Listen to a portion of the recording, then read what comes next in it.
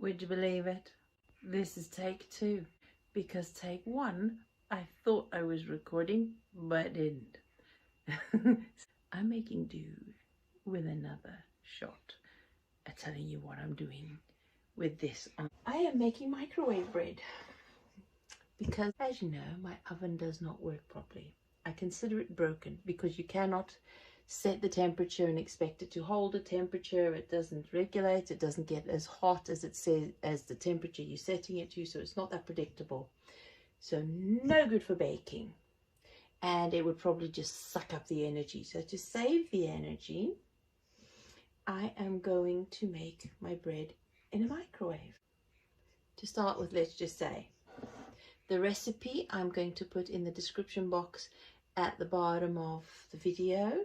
I've got half and half plain white flour and wholemeal rye flour, and a teaspoon of salt in there. I've got 1 sachet of instant yeast. You do not have to activate it first. You normally just pour that straight in your flour, but I want to make it a little bit quicker, so I have activated it in 500 mils of warm water, not hot but just warm, with a tablespoon of sugar stirred and dissolved and then sprinkled on the yeast, and already it's starting to form nicely. And because microwave bread is actually quite flavorless, that's why I've put salt in here, and I don't normally bother much with salt. And I usually use a couple of tablespoons of vegetable oil, because if you don't put oil in the bread dough, it tends to dry out quicker and go stale quicker. So to keep it moist for a little bit longer, I usually put in vegetable oil. But because it's a microwave and flavorless, I'm putting in some vegan margarine. Okay, oil is much quicker. You just pour it in same time as the fluid and mix it all in. You don't have to be gentle with it. It's not pastry, it's not scones. You just rub it in, and at the same time you're warming up the flour with your hands anyway. And for bread, unlike cakes, you do want the flour warm. On a technicality, because microwaving actually heats the moisture in whatever you're cooking. This bread is not baked, it is steamed, in fact. So when it comes out the microwave, it has no color whatsoever on the top and no crust. So if you don't like a crust on your bread, that's fine, you can do it like that. But if you like that bread crust and some of that flavor, the baked flavor, the flavor is totally different. It's still bread, it's still good, but it just doesn't have that magical baked flavor to it. Sorry, I don't need to be doing all this rubbing. It's done. It just feels good. Getting your hands in the flour. So now I'm just going to wait a few minutes for the yeast to finish frothing up nicely, because then it's properly active. It's activating really nicely and getting nice and frothy. The yeast is frothed up nicely. I'm going to give that a stir in and add it into the flour. It's still frothing. Ooh.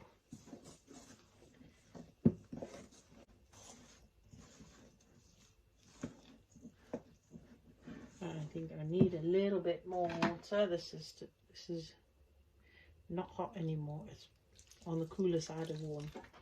Just enough to pull it together. That's it. And I want this a more moist dough, because the wholemeal rye flour actually absorbs a lot more moisture and can be quite dry if you don't add enough. So if you're using plain white flour or red flour, then you don't need as much fluid. But when you're using wholemeal flour, you definitely want a little bit more.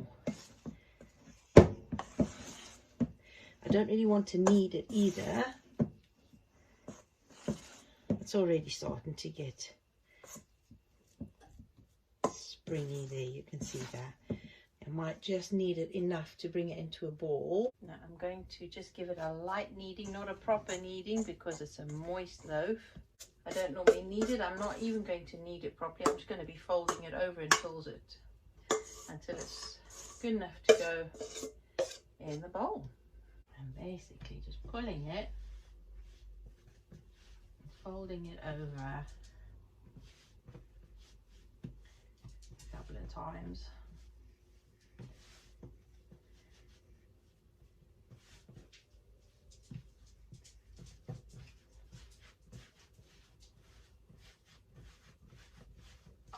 Shaping it into a nice ball and sticking it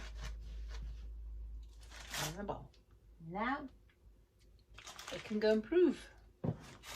This, instead of wasting it, my counter's clean. I have no qualms about sifting this flour back in there. I have no qualms about it at all. I'm not wasting. Waste not, want not, as the saying goes. Yeah, I'm going to lose a little bit of bran with that, but that's okay. Just stick it on the bread. But that will prove. I'm going to wet it. Leave the water on there for a minute, and then it just wipes away the flour that was on there. No scrubbing, no scratching of the work surface, and just like that.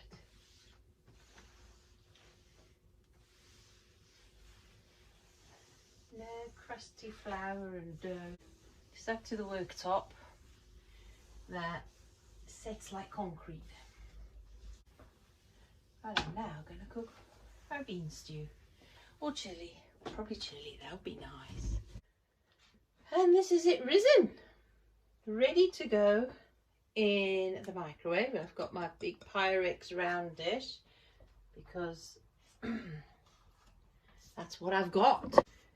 This smaller one I have already cooked in here, and that took 7 minutes. So this bigger one, I think I'm gonna put in for, first time I've made it like this in that bowl, I think I'm gonna put it in for a minimum of 12 minutes. Let's see how we do with that.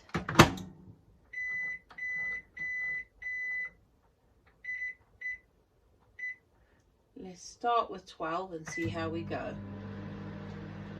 Now on a medium heat, I am going to brown, this is a small one, this is a test one as well. I'm going to brown the bread with a crust on a medium heat. I've brushed oil on the top and the bottom of the bread. And we're going to see how that turns bread to make it last longer, but it's not proper bread. Yeah, there you go. It's not a crust. Let's put it this way. It's like fried bread. To me, that's not a crust. It is more crusty, but it's not. Ow.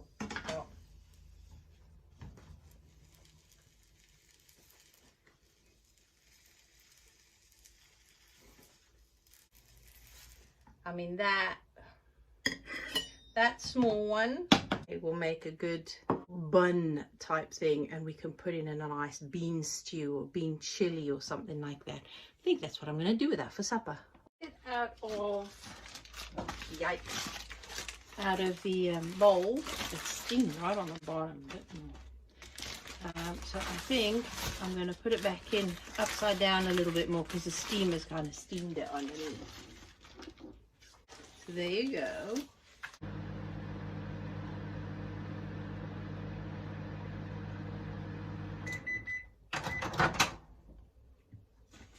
Alright, that's a bit better. I'm going to do exactly the same thing on the big loaf as I did with the little one.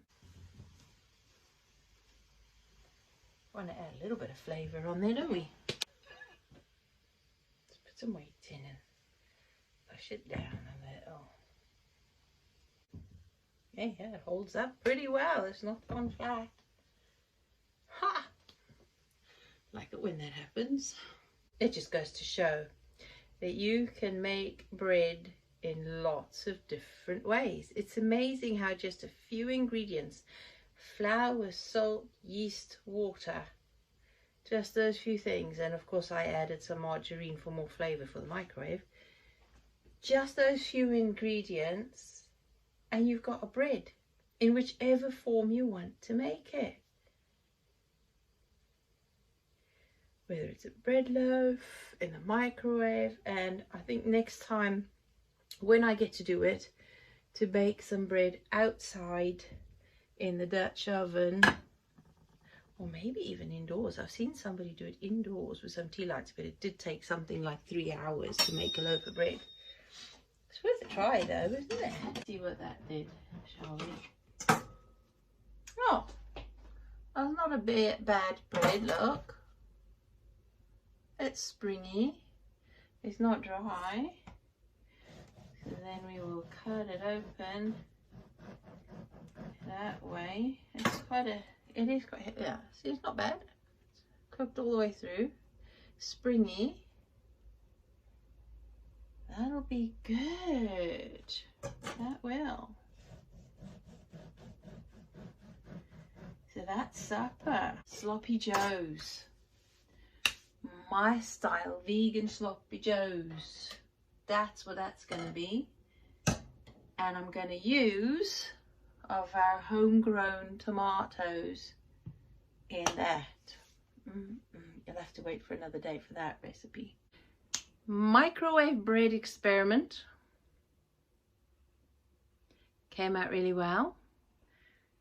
I'm really impressed with that. I know I can make bread in the microwave, but now when we get a power cut, hopefully because it's scheduled, I'll be able to make bread ahead of time. And if not, if ever we have whole day long power cuts and I can't make any the day before, I'd still be able to prepare like that. If we have a few days worth of power cuts, hopefully we never ever have to do that. I've got the Dutch oven I can use in outside over a fire. So we're all set. Outdoor bread next experiment. The table's gone. It's been moved to that side of the room. I found it much easier, much better to put it this side of the room. It gives the room a whole lot more space, and I've put the hay box in that corner, and that way I have a space right there next month for the Christmas tree. I just have to move the chair out a little bit this way. There's plenty of room for the Christmas tree right in front of the window. I might regret that because light is at a premium in the winter. Oh well, if it's not the right place for the tree, I know, just put it on that table in the corner. And I can just move this table out a little bit further this way, and the Christmas tree can go there. At least the room has been tidied up, moved around. There's more space now. It feels more space. I think it's amazing just how much change you can get out of just moving furniture around. And it wasn't even much furniture at all. 2 chairs from the other side of the room swapped with the table, and instantly there's a big change in the room. So yeah, I like that. I used to like sitting facing this way, looking out the window at the horizon, but at the same time when I was doing work, there was just too much distractions every time I'd look up. When I was talking to you in the videos, I would turn my head and look out the window because movement just kept passing my face and I just couldn't help but look where the movement was. And when I'm working at the desk, my head down in my books and on my writing, I'm not wasting time, even though I think the view is not a waste of time. It's a lovely view, but when I want to work, I want to work. I don't get that much time to work. This having been a homemaking week,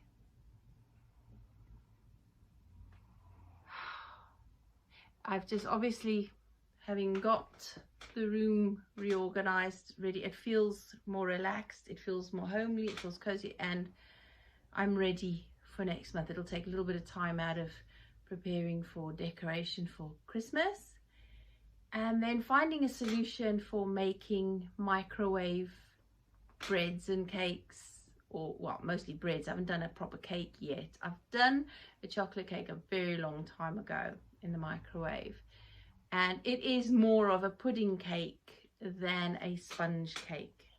Nothing wrong with it, perfectly edible and tasty. It just would go equally well with custard and ice cream.